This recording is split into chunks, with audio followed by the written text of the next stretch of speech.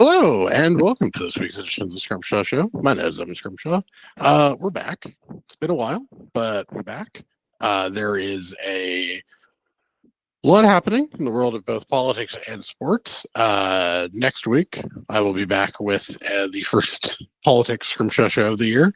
But anyone who read my Monday column knows one of the great pains of my life right now is the Ottawa Senators and their deep inability to get a save. So I decided to break the Scrimshaw Show back open first for a little hockey talk with a buddy of mine, Liam MacKinnon. Liam, how are you? Evan, I'm great, and I'm so happy to be doing this with you. Look, for people listening, Evan and I are longtime friends from university. I admire Evan. Evan is a brilliant political writer, a razor-sharp political mind. And I know we're going to talk about hockey today, but I encourage all of you to look at his almost daily columns and maybe even consider taking out a subscription. One of our mutual interests is the Ottawa Senators to a probably unhealthy degree, and I'm happy to be dissecting all things Sens today with you. Yeah, no, it's slightly appreciate all the kind words. Did not ask him to say any of that, but I greatly appreciate your kindness. The Sens are a disaster. Well, we'll get to whether or not they actually are a disaster. Been the talk of the town in the NHL this month, not for good reasons. We're spiraling, but we're not really. But we're trying to get out of it. But we lost a couple games we should have won. We were at the December Columbus game together, which was probably the nadir of the season. Since then, we've fought back. Just in general, what's the vibe check on the Sens right now? We think we're fine. We think we're going to make the playoffs. We want to fire everybody. What's the vibe check right now? So the process is enviable with the Ottawa Senators. Like, this is a team that has come back from just systematic dysfunction. You remembered the DJ Smith years of run and gun, odd man rush offense, right? Like, with breakdowns pretty much all the time in the defensive zone.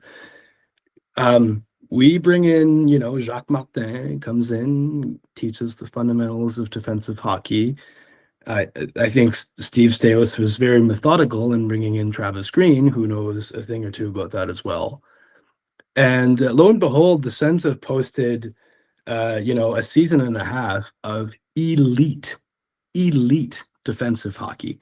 They've improved upon their metrics from last year. They currently sit first, Evan, in the National Hockey League in expected goals against per 60 minutes. I think it's impressive given the staff, right? Like, we have Nick Jensen still playing 20 minutes a night. The Sens are just executing really well on the system that they're being taught by the coaching staff. And I think that that's something that you can hang on to for a very long time with this coaching staff. Now, offensively, there was, a lot of talk about 5-on-5 offense drying up last year. There's a market improvement in that respect this year. The process is really good. The Ottawa Senators are playing really well. They're playing really well in front of their goaltending, and they've just not been able to buy a save this year. Evan, I would trade 3 years of my life expectancy to get not even league average goaltending, like below league average goaltending. The Senators would be in the playoffs by a pretty comfortable margin this year if they had simply, 898 save percentage. So that's where we're at. And that tells me that, regressing to the mean is possible, and I think it's realistic. James Reimer's come in. He's given us some pretty solid goaltending after 2 games. Linus Ullmark may be back. It's going to be a big hill to climb. The Senators have 53 points right now. They probably need another 40 to 42 to make the playoffs. The cut line's around 95 this year. I think it's going to go down a little bit. But the Sens went on a similar run last year So I think everything's there. You just need a goalie to come in and do the basic job. Yeah, we'll get to the Ullmark of it all just because that has been obviously its own sort of mess in the last month or so. But I think the crucial point that you made is like this team, because like I made like a big show of like I have renounced my Sens fandom, and I never did. Like I still watched all of that garbage hockey after the Duchesne trade, fell apart and like all of that nonsense. I still watch those terrible teams.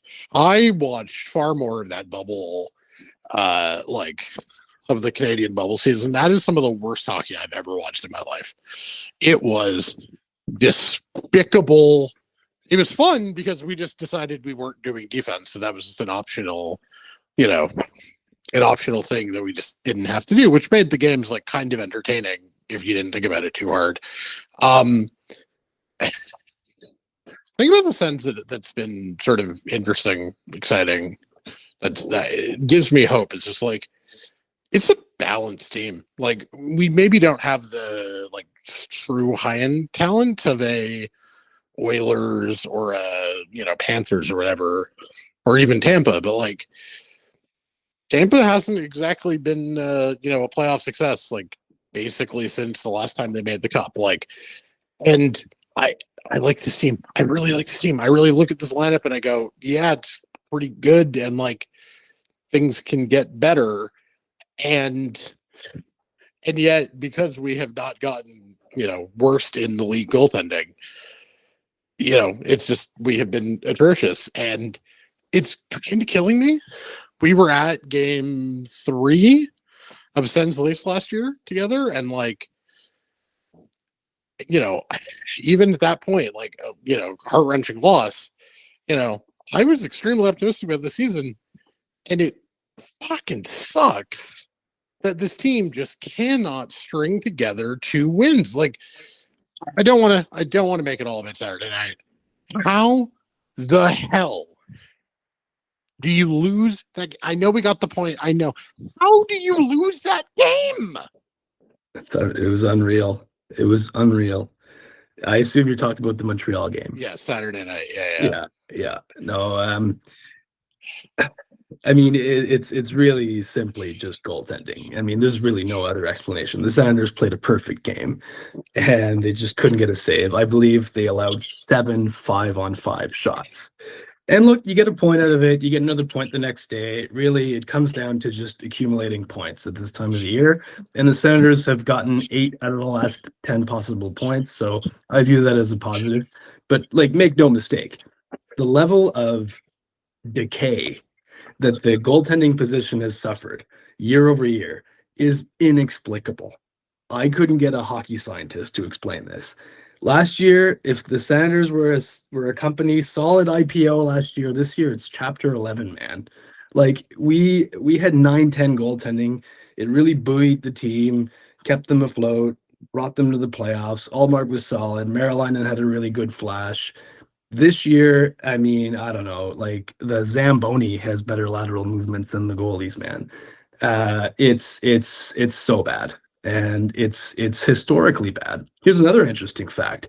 The Ottawa Senators goaltending this year is so apocalyptically bad that it is the worst it's been in the NHL, in the history of the NHL, since the 1993 Ottawa Senators, Evan.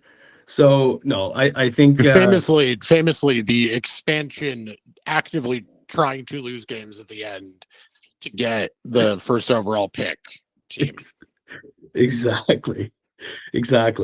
I think the Senators own the top 3 ranks of worst goaltending seasons in NHL history at this point. It was quite funny. The new Senators beat writer for the Citizen, Callum. Callum Fraser. He had the stats. It was just all worst Sens teams of all times in the worst goaltending seasons, and he had to be like, guys, this isn't worst in Sens history. This is worst in league history, but it was just all Sens teams that are terrible, which, and the thing is, like, yeah, last year we had a 9-10 goaltending, but like, given the resources we put into the position and the defensive structure, That made sense, right? We weren't the Leafs who had like a 920 or whatever with two tandem at best goalies. Our goaltending was what we paid the money for, what we paid the asset price for. It was what we should have gotten. And like this year, so like people being like, oh, it's just goaltending regression. You shouldn't have banked on goaltending. This is not the Leafs getting back to a league average goaltender from Joseph Wool, and like this is catastrophic. And how on earth it is flabbergasting. Is there any argument that like it's not just the goaltending, that there's some intangible that the stats nerds don't see? Because I've watched not every game. I attempt to watch everyone, but I'm not gonna pretend I do. Like it doesn't seem whenever I see it like there's any intangible, like the defense looks solid, the scheme looks good. Is there anything I'm missing that I should be seeing? Is there any intangible that watching the tape conveys? I truly don't think so. Like the Senators have truly never been this good defensively. If people, doubt advanced statistics or don't understand them fully, I think everyone in Sens land who's watched, a large sample of games this year has at least looked up on the upper left corner of their screen, looked at the shot clock, and they've been at least been able to feel that the goalies, haven't really been beat by, an inordinate amount of high danger chances this year. In fact, the Ottawa Senators, I believe, are still first in the league in high danger scoring chances against. I mean, that should pretty much tell you everything. They're getting beat by, from distance. They're getting beat on screenshots. The goaltending has just been abysmally bad. I don't think that there is some sort of discord between the advanced metrics and what we're seeing on the ice. It is true that, while, we don't allow many high danger chances, a large share of them are ending up in our net. And that, again, is a testament to the goalies need to make those saves every now and then. And 31 other teams are getting a much higher percentage of those saves at this point. That's now you can get into, are the Senators a goalie graveyard and how do you explain that? I can't explain that. Albert Einstein can't explain that. I don't know, Evan, why it seems like the goaltending falters in Ottawa. Craig Anderson had some, sustained stretches of good goaltending in Ottawa. I think Linus Ullmark, a healthy Linus Ullmark, can come back here and really do the job for us. And hopefully James Reimer can sort of bridge us to that point. Well, I think the other part of this is like part of the reason that Ottawa has been a quote unquote goalie graveyard is, when was the last sort of premium asset, either in terms of draft capital, salary, or both, that we put into the goaltending position? Like we let Craig Anderson hang around for a very long time, who was sort of like old reliable, but he was old and reliable, but not a game breaker by the time he showed up in Ottawa, right? Like we haven't put premium assets in. We have not spent at the top of goalie markets. And then we complained that we didn't get great goaltending. Well, like, yeah, those two things are connected, right? Like if you are playing in a lesser tier of the goaltending market, which pre-Ullmark we basically did, you're not going to get the results because you're not going to find, a Swayman in the fourth round. Like that is like nice to have for the Bruins, but that's not the kind of thing that teams can reliably build on. And frankly, I don't really care about the Melnick years as a sort of like comparison of like how the organization runs. Like I don't think Steve Stamkos and Michael Andlauer are like, well, we got to keep, most of basically everything about the franchise has been completely overhauled, right? If it was that we were just hiring crap goalie coaches under Melnick, that's not really a solution. Like that's not the problem now. obviously Olmark was out with a for personal reasons. He had an interview with TSN this week where he sort of explained what those personal reasons were, explained why he came back for the Toronto game, and the Toronto game was like an immediate yeah, we're not doing this anymore. This I need to take this leave. Did you have any sort of big takeaways from the TSN interview? He's back on the ice. My big takeaway, and I'm curious if you feel the same, is kind of I feel like it's reasonable for us to think we're going to get a better Olmark when he's back, hopefully soon, hopefully before the Olympic break. But certainly if you're looking at that post-Olympic sprint to the end, I don't see a reason why we couldn't get 900 900 goaltending. And if we get 900 goaltending, we're gonna get 75% of available points. If that happens, at least 75% of available points. Yeah, I forget what our record is with 900 goaltending, but it's Colorado Avalanche type winning percentage. Yeah, my main takeaway from the Linus Ullmark interview is that it was incredibly courageous for him to show up and to open up about what is the most deeply personal thing, right? Your own health. Nobody wants to nobody relishes the day that you have to talk to a journalist about all the personal things that are haunting you or all the issues you've had to deal with. Nobody wants that.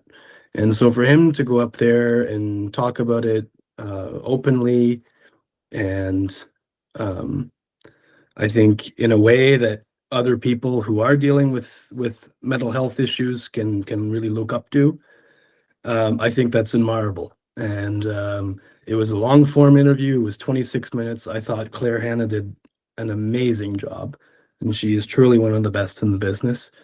And while I was a little bit dubious of the Sens handling of this whole issue off the hop, I think they've managed it really well PR wise in sort of the aftermath of all of it. And just kudos to Linus Ullmark for showing all that vulnerability and talking about it as openly as he did. That's my main takeaway. Yeah, no, as somebody whose mental health has been, quite fucked in the past, it is an extremely brave thing to talk about. I also think it's a good thing that, clearly if he is ready to talk to a reporter about it, and Claire Hanna is one of the best in the business, and we're extremely lucky. Yes, we are. To have her on the Sens beat.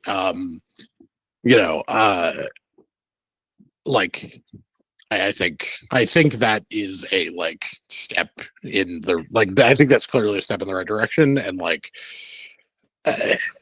obviously the bigger thing is I want him to be okay, and I'm glad that he is taking those steps in the right direction. I am also selfishly allowed to be happy that he is taking steps in the right direction as a Sens fan, and I think everyone can be happy for both of those reasons. Because at the end of the day, this team is kind of poised to go on a run here. We're recording this before the national game. People will know what's happened in the national game by the time it comes out. Hurricanes at home. I mean, Hurricanes are good. That's not an easy win by any means. Vegas are sputtering. Avs, not great. Devils, Penguins, Hurricanes, Flyers, Red Wings, Leafs. Or Flyers to the end of the pre-Olympic break. Those are you can get a lot of points out of those teams. A lot of that's at home, and frankly, as we just illuminated, 13th first, we're allowing the least expected goals at even strength of anybody in the league. I think we're 12th or 13th in expected goals for. We're a great team if we get the fucking goaltending. And there is, I think, a tendency among Sens fans to sort of be I don't know if we can get points out of that team. I don't know how good of a result we can get. There's no reason to think that a Vegas, a Carolina, certainly not a Pittsburgh, a Philadelphia, we should be taking points up. We should be winning those games. We're better teams. So, question for you, Evan, actually. So how would you go about picking your goalies this weekend? We're going to assume Ullmark isn't quite ready yet. I could be wrong, but it sure seems like he's not quite ready. You're gonna give James Reimer one of those games. Who do you give the second game to? Is it Hunter Shepherd, Shepherd's Pie, the Shep Dog, or is it going to be Levi Meriläinen, whose confidence is just in the depths of the depths? This is a complicated question, and this is why I am very glad I am not Travis Green. I think giving Shep a start, my instinct is that does more harm than good to various confidence issues. And I think, look, I kind of think Vegas are frauds. This is like a hot take. The Pacific is a dog shit division. I kind of think Vegas are frauds. Give Levi that game. Reimer can take the Hurricanes. It's a revenge game for Reimer. Although at this point, Reimer's played for like every team in the league, so I think everything's technically a revenge game. I think Vegas are kind of weak. They're extremely old. They're extremely injured. They do not have the firepower that people think they do because a lot of their names are bigger. Vegas are a team that's a lot better in NHL 26 than they are in real life, especially offensively. I think you give him one more start, and then, after that, like Wednesday, Saturday, Monday, we don't have another back-to-back until February 2nd and 3rd. It's entirely possible Ullmark is back to at least being able to take one game, and I think we can sort of, one more chance. And then we just hope to God that Reimer can take, a 3-game week next week, especially given, if we do what I have sort of laid out, he will have 3 days off between games, Sunday, Monday, Tuesday, and then 2 games off after the Wednesday game. I think we can run Reimer a little bit here, especially since it's not really like we expect Reimer to be. He does. It's not like he's played 10, 15, 20 games before this. And it's not like we're really expecting him to play 20 games towards the end of the year. I think we can, quote unquote, overuse him a little bit for a 2-week stretch and hope that gets us to Ullmark for the next back-to-back. Do you disagree? I don't disagree on your, on how you would handle the Reimer, volume. But I think for this weekend, I don't know how you could credibly make the case that Levi Meriläinen should get another game in the NHL this year. I'm going Shep Dog, Evan. I'm going Shepherd's Pie. I'd love to see Shepherd's Pie on the ice after that game on Sunday. I think Shepherd's obviously, not really, hasn't really shown anything in the NHL, but he's won 2 Calder Cups with stacked Hershey Bears teams.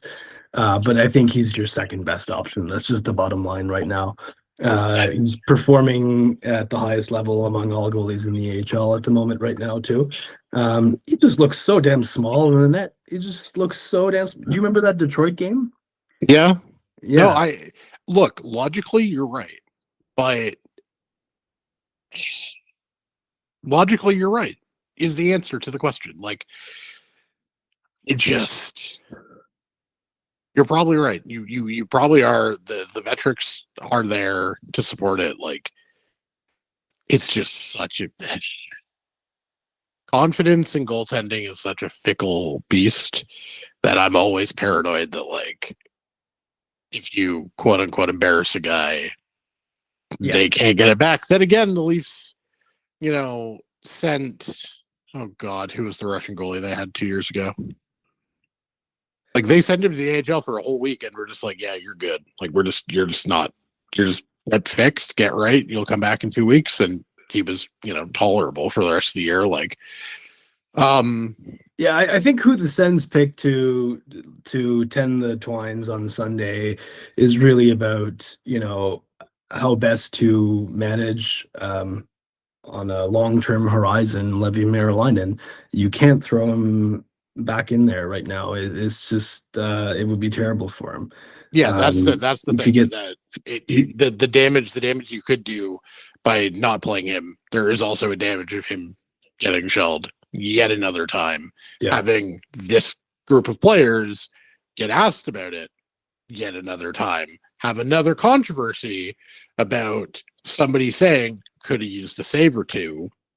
Did you have any thoughts on that? Well, I thought that was a dumb controversy, but it's true. We could have used the save that last weekend, but you're probably right.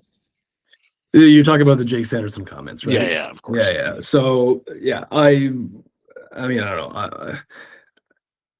It was not the right thing to say. I believe the Sens had a word with Jake after that game, and I think the way he spoke to the media the next day is kind of the proof of that. You don't show up your goalie like that, no matter how bad he is. Here's what if anyone following the Ottawa Senators is listening here, I think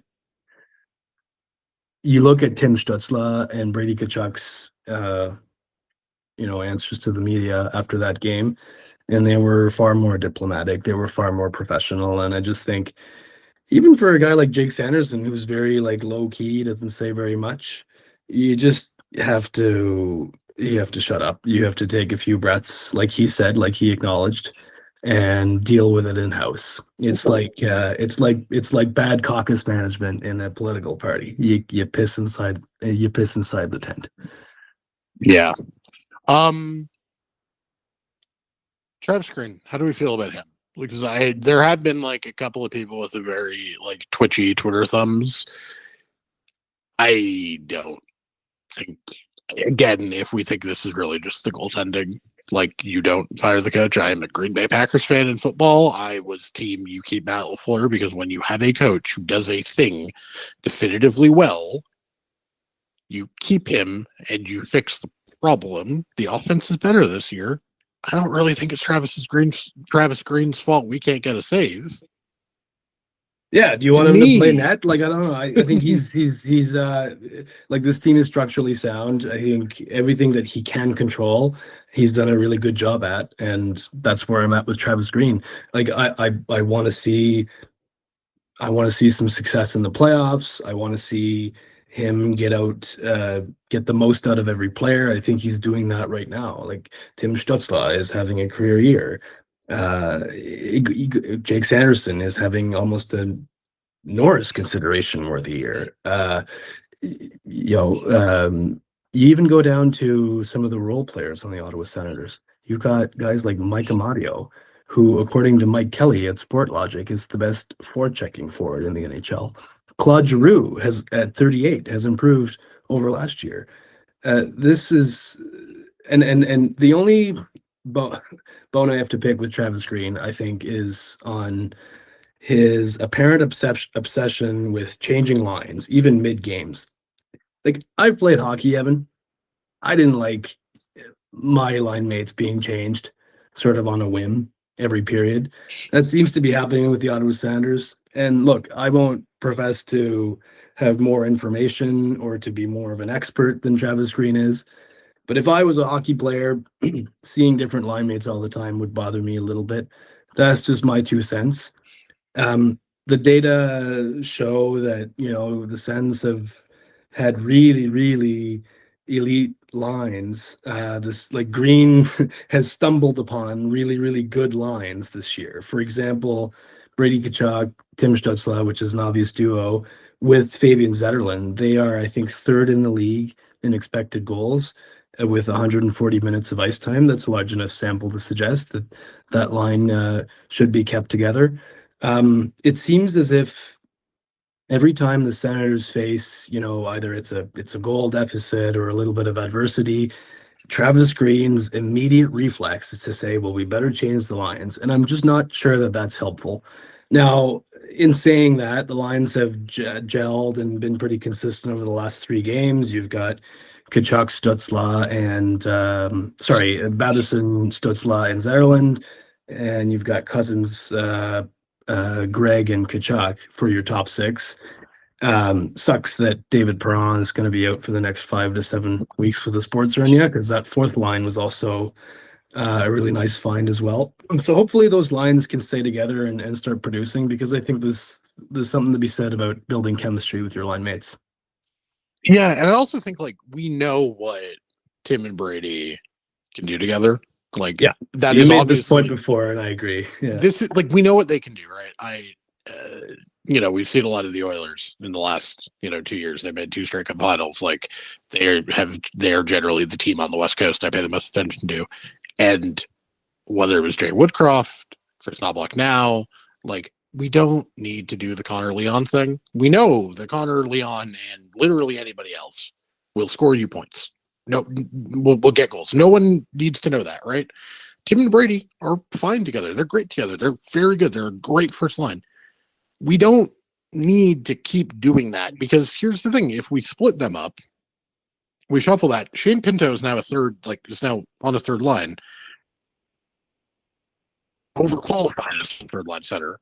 And by shifting those combinations, you might create something that, yes, if you have to go back to, Batherson, Cousins, Brady, Tim, Ridley, Shane, as you're like sort of on all 3 lines. Yeah, we can do that, but we've seen that, and we saw that we had a 75 points percentage last year with that lineup. That doesn't tell me anything I don't already know, and that doesn't communicate to us whether or not there is better available. And I think at some level we can, like, this is a team that needs to be looking for best, not just continuing to sort of plumb the depths of pretty good, especially in a year where, like, how many teams in the NHL would you classify as, like, capital G great? Because I think, like, my answer is not very much. Like, Colorado is great. 5 teams. Colorado is great. Dallas is great. Minnesota might be great by the end, given they now have Quinn Hughes. I've already called Vegas frauds. The Oilers are deeply flawed. I think you got to throw Tampa Bay in there. I mean, if Vasilevsky, Braden Point, Kucherov, Cirelli, Brandon Hagel, like, yeah, but like that, they're really old. Like, that team is old. And then Hurricanes are Florida. Okay, how many of Florida's guys are going to be back for the playoffs? I think they're going to miss Barkov. Yeah, for at least a round. Like they're the last 3 seasons have been very taxing on that team. Are they still great? I mean, I don't know. I need to see them at full health. I think. Yeah, but they also need to get in. They also okay. So if you think they're getting in, I think you think we're getting in. I haven't said that yet, but no. But I. So what you think? 2 of. I mean, the Leafs are the Leafs. I can't believe the Leafs have gotten a new coach bump from firing an assistant coach. I'm so mad at them. You couldn't. One of my great joys in life is opening Steve Dangle's YouTube page after a Leafs loss, and I've barely been able to do that for like a month. Yeah. No, I think this is why I'm a little bit more pessimistic than the average Sens fan. I don't know if average Sens fans are optimistic, actually, about the Senators' chances of making the playoffs. It's just the amount of teams they have to climb over.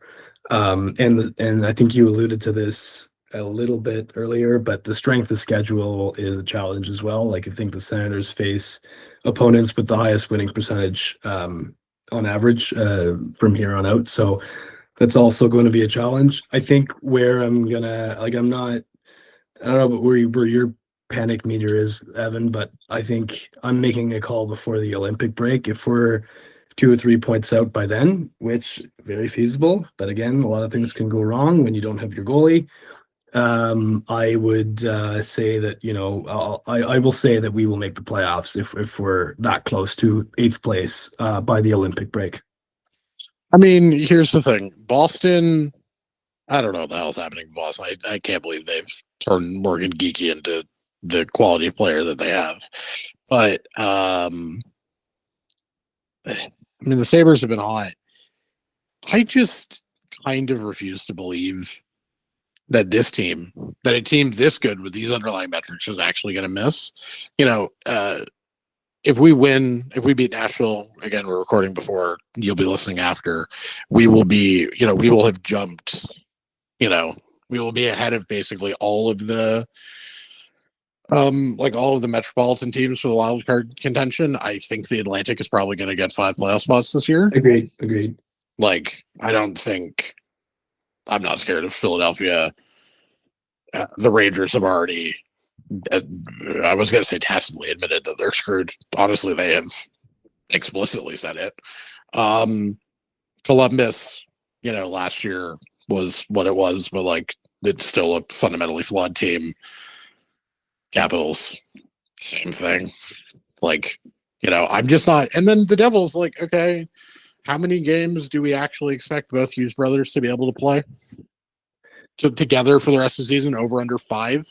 The Devils are analogous. The situation is quite analogous to the Sens. Actually, they're performing really well according to HockeyStats.com. They've got the highest odds of making the playoffs among all non-playoff teams right now, and they're just really in that same situation where they just desperately need a save. Jacob Markstrom has been really bad. I mean, but here's the thing: Jack Hughes is made of tissue paper. Luke Hughes is out for 4 to 6 weeks, and half of that team wants to kill management for threatening to and then not trading for Quinn Hughes. Yeah, and the Dougie Hamilton story too. Oh God, yeah, they're not going to get anything good for him. No. Also, can Leafs fans stop trying to fake trade Morgan Riley? I'm sorry. That was malpractice on Hamilton. That was malpractice by Devils management. How to give away all your leverage 101. That was completely. It's completely unacceptable. And no, Leafs fans, you're not getting Doug Hamilton for Morgan Riley and I hope they do. Friend. But pay him $9 million. I don't care. Morgan Riley making 7.5. Leafs fans who think they're getting out of the Morgan Riley contract, I'm sorry, but Mr. Tessa Virtue is not uprooting his wife and kid to move to Newark, New Jersey. So just because Leafs fans are mad at him. No.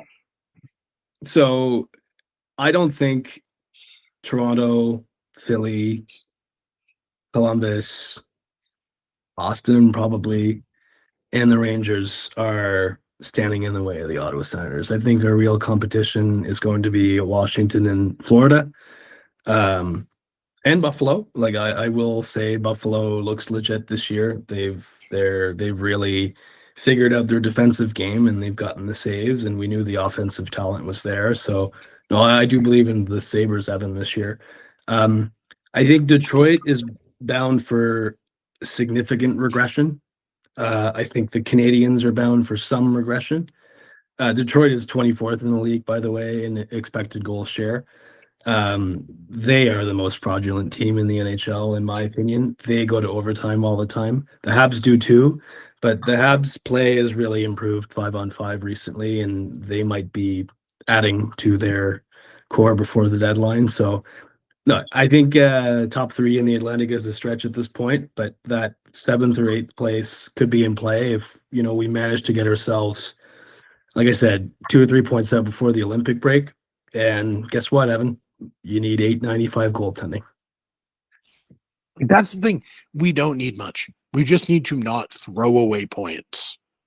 And also, you need the team to not collapse because of the goaltending, right? We've seen that a few times over the last couple of weeks where team morale is just down in the dumps because they can't get a save, and then they get down on themselves and they don't play well.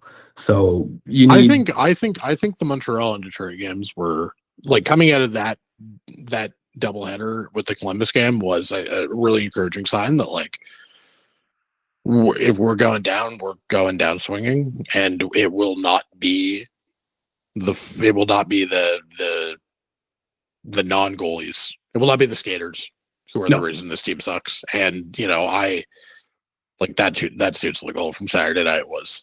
So Evan, here's a fun question. Filthy. If you had to pick one team among the 8 teams currently qualified for a playoff spot to play in the first round, who would it be? I mean, Montreal. Absolutely. No doubt in my mind. Well, yeah, no, it's Montreal. We own that team. They're so bad. They are good. And they're 10 points ahead of us, Evan. Like, I have an inordinate amount of Habs fans in my life, unfortunately, and they are the bane of my existence. And that's the reality of being a Sens fan in Gatineau, right? But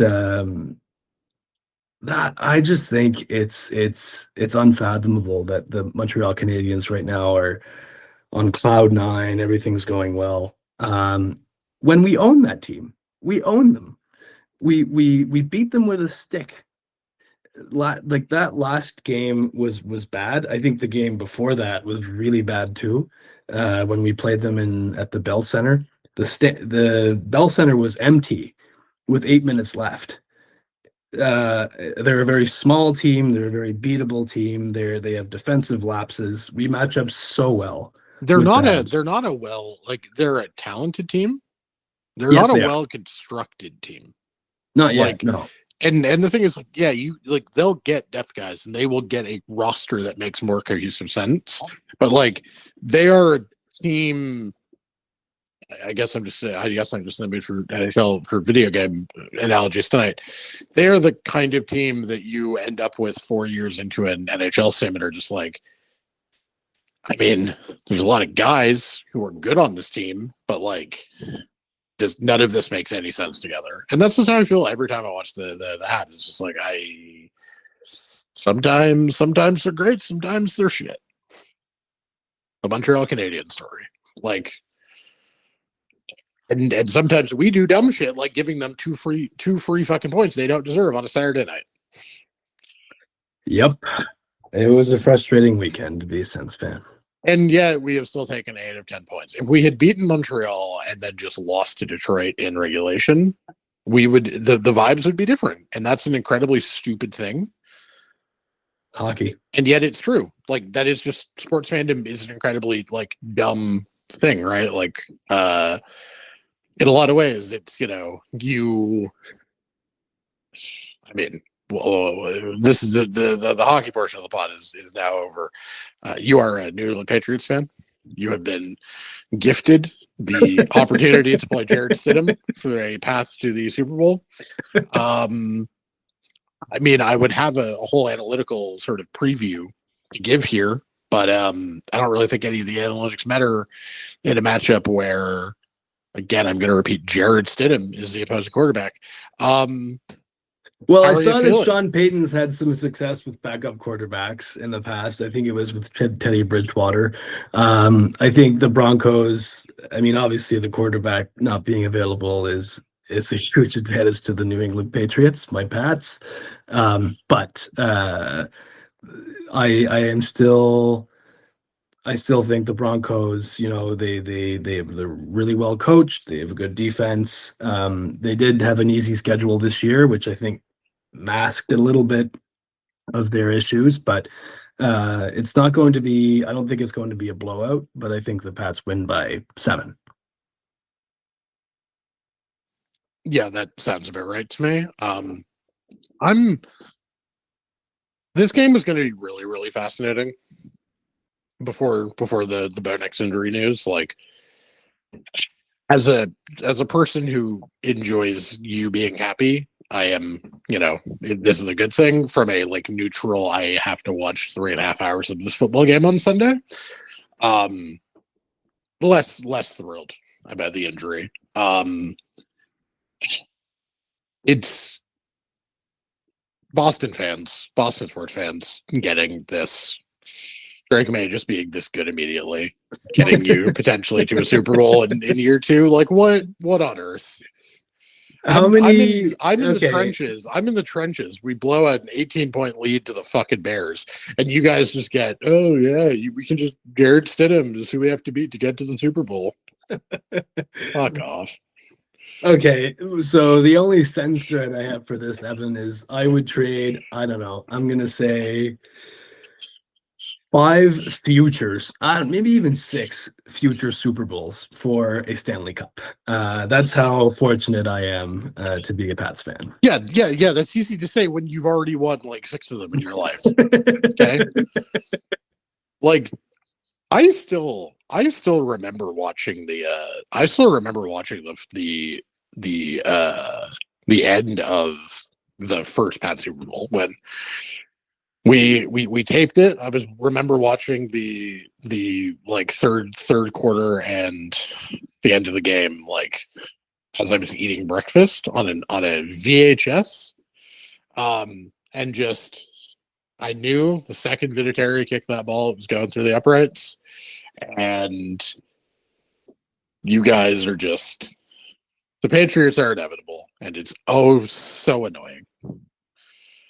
Yeah, well, but in drafting Drake May is the key to everything, and I'm so glad they made the right choice. I think Mike Vrabel's done a world of difference for this team too. One player that I think is worth mentioning too on this playoff run is Christian Gonzalez. He's currently playing hurt, but he is such a big part of that. And Marcus Jones, obviously, in the secondary. The Patriots are getting big plays from their defense, which wasn't the case all year, really. And the offense is right there. So no, I think we beat the Broncos, and then we get I think we probably get the Rams. Oh no. See, you want the Rams. Yes, you want the Rams. The friend of the pod, Ryan Jacobeski. Ryan, there's 0% chance you're listening to this. Go fucking Seahawks for you. But no, the Rams are frauds. Stafford is talked about, is given the benefit of the doubt that his age and his performance the last like months does not deserve. And at the end of the day, that Seahawks team, I think the stat was the Seahawks got home on Brock Purdy. They got pressure on Brock Purdy 50% of the time while only blitzing 10% of the time. Stafford is going to be on his ass all night long. And he doesn't have the mobility to get around it. Like Drake May's great skill because Denver can get pressure in the same way. But Drake May can get around it. I don't think Stafford can. Anyways, Liam MacKinnon, thank you for coming on the Scrimshaw Show. What is your Twitter handle? I think it's Liam G. MacKinnon. Nice. Liam G. MacKinnon on Twitter. Follow me on Twitter at Scrimshaw. Follow the Scrimshaw Show on Twitter at Scrimshaw_show. Subscribe to this YouTube channel. I will have an audio feed out by the return of the Scrimshaw Show on politics next week. Mark Carney giving big speeches. I'm writing about them. It is quite fun. Thanks for doing this, buddy. Yeah, there are things that I am concerned about in life, things that keep me up at night. You know, Liberal Party polling numbers. I don't know, the limits of AI. Pablo Rodriguez's general existence as Quebec Liberal leader. The TikTokification of music, Evan. I know you're very concerned about that too. But perhaps none graver than the Ottawa Senators goaltending.